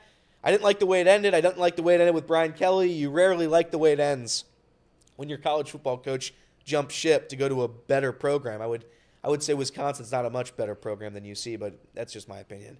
So I would take Luke Fickell. I would take Luke Fickell back, and I'd hope that the UC football program would be back up to national relevance. I think the Bearcat basketball program's in a tough place right now because I do think Wes is doing his job outside of the coaching aspect, which one could argue is the most important part. He is the coach. Travis Steele, I think, did a great job at Xavier recruiting. Travis Steele's one knock is he couldn't coach. You're seeing him coach a little bit better right now at Miami, and maybe it just takes some of these guys. They got to stay at a smaller school. Wes, I don't know if he's that Travis Steele locked in comparison yet, but we're getting pretty damn close, and it starts tonight. You play a game against Colorado tonight at 9:00. Colorado sucks. I mean, I don't mean to be disrespectful. That's a terrible basketball program, and their team this year is bad. What's their conference record? 0-4. What's your conference record? 0-4. Oh, okay. Thank you. Arizona State, they play Arizona State on Saturday. Arizona State has one conference win. These are two games where if you lose them both, you don't come back from it. So they need to take care of business tonight on the road against Colorado. Somehow they're only 2-point favorites against a really bad Colorado team. So it starts tonight, and maybe I'll have a different answer after these next two games, Justin. But I think for me right now, the football program being where it is, I would love to have a guy like Luke Fickell bring the excitement and the energy back into that program. Wes Miller's gotten you, what, like 3 of your top 5 highest recruits or something like that? Oh, yeah. Like he's tearing it up on the recruiting trail. And Great recruiter. To be fair, Satterfield's had a good offseason in terms of the portal and what he's been able to bring in and what he's been able to retain in Cincinnati in that program. Despite a lot of the stuff coming out about people not necessarily loving Scott Satterfield, it seems like he's building something at least people want to come to or stay in Cincinnati. I mean, your biggest name players didn't go to the draft this year, nor did they transfer. I think that means something. Any other coach in the country that gets credit for it. But I don't know, necessarily how Mick Cronin's remembered in Cincinnati. Obviously, when he left, it was a little bit more amicable than Fickell. I think a jump to UCLA is a little bit more understandable than a jump to Wisconsin. And that came to a close. I mean, Mick Cronin made 9 straight tournaments for the Bearcats. He was here a lot. You have to take a step at some point. Correct. And I think it was time. That was more of like a Marvin Lewis type of mutual parting of ways. Yeah. Looking back at it, would I have fired him? I don't know. I would have. Was he fired? That's what I was trying to figure out. I don't know if it was a firing. Obviously, that's just semantics. But I don't know if it was a firing or a mutual parting of ways. I don't know that answer. I should know it.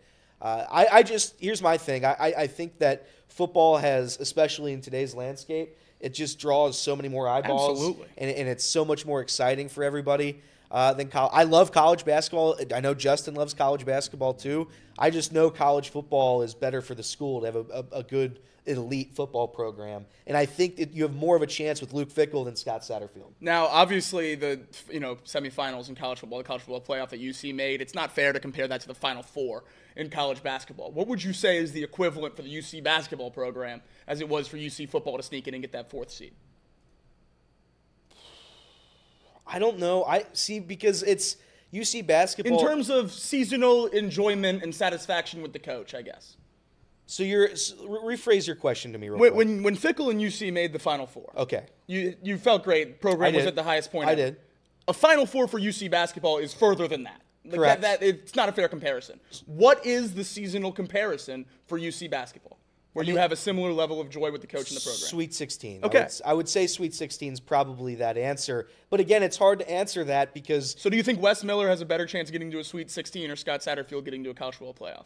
Without question, it's Wes Miller. Right. Then the answer is an easy Luke Fickell. Without question, it's Wes. But I do think it's a little bit different in college basketball because I do think there is a milestone to making the tournament opposed to college football where 6 wins gets you to a bowl game. That's the bare minimum. I don't think... Would you say making the tournament and winning the American that year is relatively similar in football? Yeah, I would say it's similar. Memphis was ranked, UCF was ranked. Yeah. I'd say it's similar. Yeah. So the only... And maybe because of my love for college basketball, and I love college football and basketball, I'm leaning more Mick Cronin just because, and by the way, you're right, Wes Miller, the recruiting at Cincinnati, I mean, he's killing it. but would he be doing that if they were in the American? And that's the pushback. Not pushback, but that's the question I would have is like, this isn't diminishing what he's done. I look at what Mick Cronin did. Again, you talk about those 9 straight NCAA tournaments. The last 3 years, I think he won like 89 games the last 3 years. Gonzaga and Villanova were the only 2 college basketball programs to win more games in those final years, that final year stretch of him at Cincinnati. So, I mean, Cincinnati was winning at such a high level, 9 straight NCAA tournaments. He won nearly 300 games at Cincinnati. It was normal. I mean, making the NCAA tournament, you never headed into a season doubting their ability to be able to do that. And was he recruiting at the level that we're seeing Wes Miller do right now? No.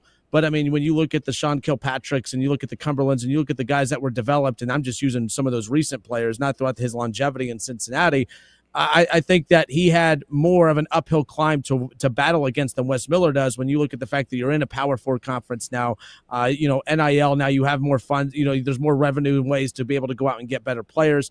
But now you go out and get better players than what Cronin had, but now you have to develop them, and now you have to put them in the league, and now you have to put that talent on display out on the floor. So the results have to start coming too. By the way, I'm not an anti-Wes Miller guy. I think the guy needs a little bit more time. I don't think that him and Satterfield are on the same timeline as far as their futures with the programs. Maybe I'm wrong. But I do get it. The Luke football just feels bigger.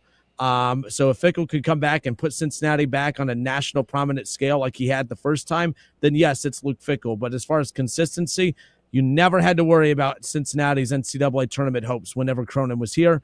And then we watched him do it with multiple recruiting classes. The other thing with Luke Fickell, he did it with one recruiting class that he got to extend out a little bit because of the fact of the COVID years and being able to get those older classes.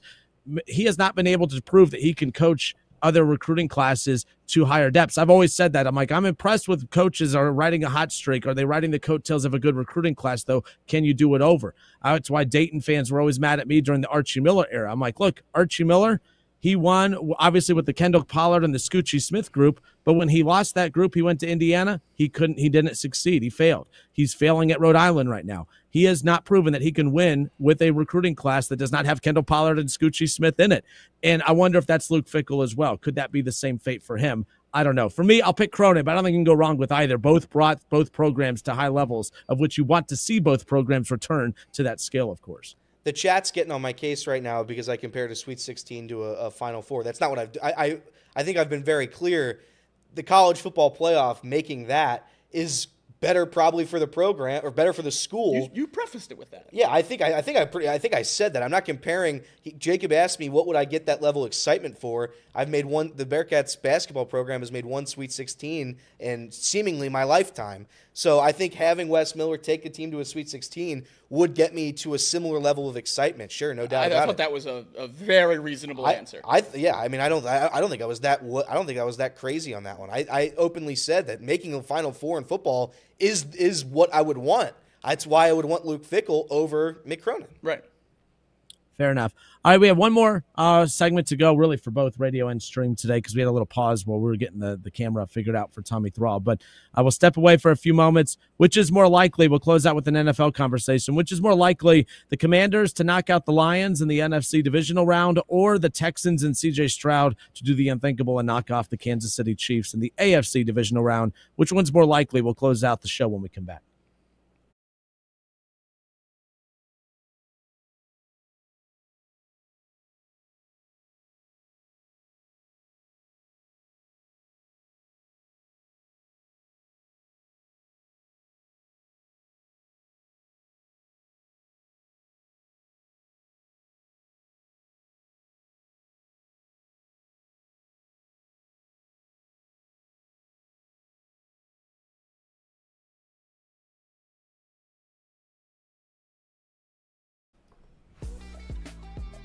Man, chat, can you believe this guy?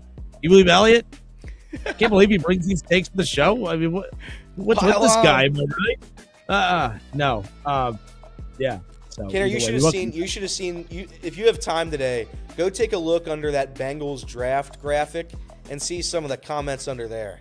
If you want to see, if you want to give yourself a headache, I was looking at some guy Jacob was arguing with yesterday, and I'm telling you, there was zero thought going into those responses. Zero.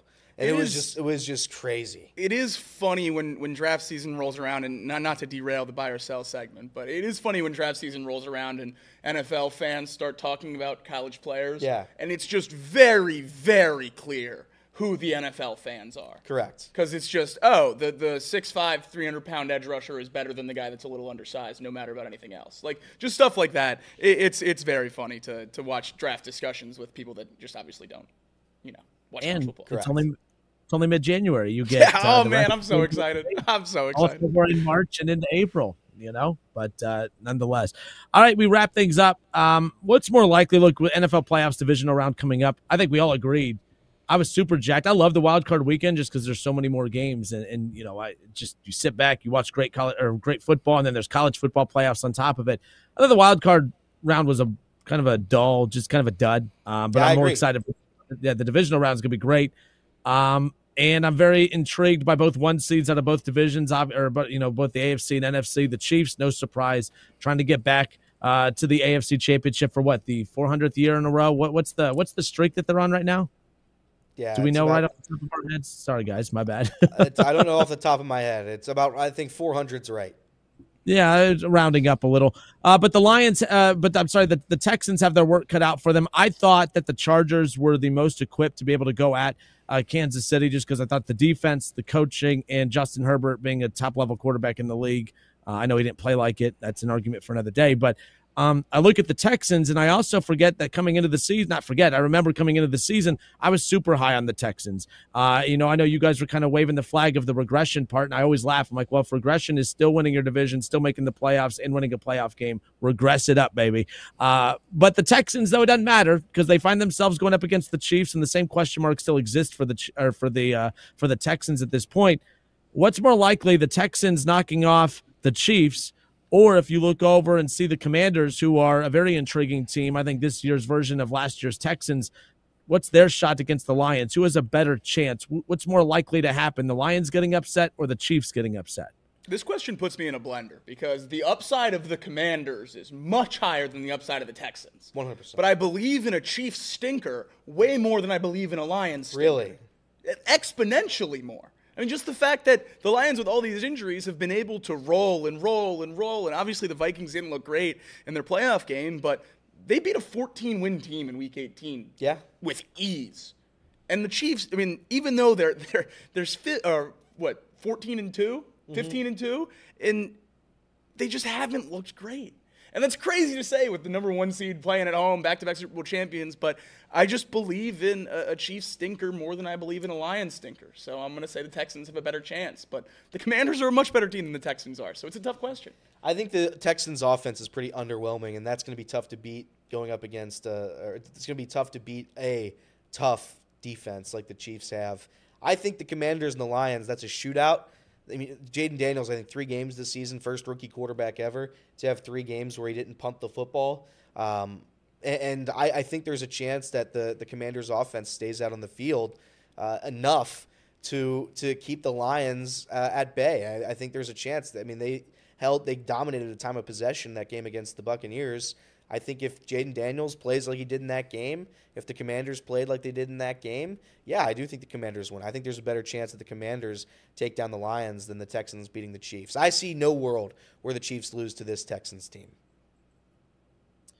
I see no world where the Chiefs lose to the Texans team that we've seen throughout the year, but I can't tell. I think I know what the answer is going to be. I think the Chargers looked worse than the Texans looked good. Like, was it that the Texans look so good or that the Chargers look so bad? Obviously, it's a combination of a little bit of both. But I will say that Texans team we saw against the Chargers in the wild card round, that's the team we saw last year. The big playmaking ability down the field, obviously, with Nico Collins and obviously C.J. Stroud's ability to make those plays with his legs and his arm, by the way. And then you add the fact that they were able to balance out the pass with the run. I know we've made Joe Mixon a talking point a lot throughout the year, but regardless of whether or not people think he should be a Bengal or not, it doesn't matter. The impact he's had with the Texans has been pretty big. And I think the fact that if Nico Collins and C.J. Stroud have a solid game and they could balance that out with the run game, let's not forget the Texans. We don't talk enough about that defense. That's a top 10 defense in the NFL, and they looked like it against one of the better quarterbacks in Justin Herbert and the Chargers this past weekend. So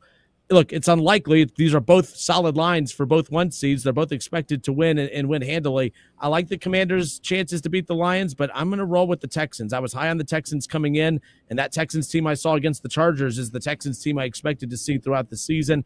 Maybe they're starting to click at the right time, but man, oh man, that would be quite a win for C.J. Stroud and the Texans if they're able to pull that off. I'll roll with the Texans over the Chiefs more than the Commanders over the Lions, even though the easy answer should be the Lions. The Lions they're due, right? Like, they're so banged up, and the Jaden Daniels, the Commanders, are clicking on all cylinders, but I'm going to stick to my guns. I'm going to stick with C.J. Stroud and the Texans. That's fair. I think that's fair.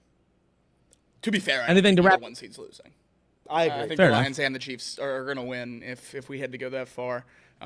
Yeah, I think they're both really, really good teams. Fair enough. All right, guys, that wraps it up. Anything to close out the show? No, I think we got it. I think we touched it all. I think we did a good job today, covering the bases. I mean, I think we did. Usually we have a long list of items to cover, and there's 3 of them that we don't get to. I think we covered them all today. We covered them all today. That's good stuff. Oh, you hired my old friend Tommy Reese, Brown's new offensive coordinator. That happened right after the show ended yesterday. Any thoughts on Tommy Reese calling plays? Yep. Jalen Milroe. It's already being linked to Cleveland. That's yep. right. That's right. Second overall, baby. That loving me. Now that would actually put me in a jail cell. I don't know how not 2 overall. React with that. Well, we'll see. We'll see when he runs a 4.3 at the combine.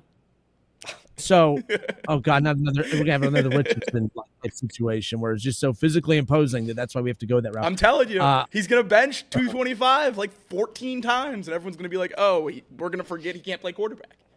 He's the strong Deion and to the fast. Cowboys thing. I saw a trade scenario that wipes out contracts like Dak's contract and Deshaun's contract. It would actually be cheaper for the Cowboys to take on Deshaun's contract than Dak's. And that those contracts could wipe out. If the Cowboys really want Shador to go play for Deion in Dallas, then hey, send Dak and take the contract. Look, all this stuff is just speculation. The interesting thing with that is Dallas cannot trade Dak in any way, shape, or form until after June 1st. So they would have to draft Shador and have him sit there with Dak for a month. Like that would be crazy because he has $110 million against the cap if they trade him before June 1st. Just unbelievable. Like I said, you guys are enjoying this. You're enjoying it too much. No, but, all right, guys, have a good rest of your day. We'll do this again tomorrow. Until tomorrow, this has been Off the Bench, presented by United Dairy Farmers. Casey, appreciate you. You did a lot of work behind the scenes today, getting Tommy taken care of. You're the best. Appreciate you. Talk to you guys tomorrow.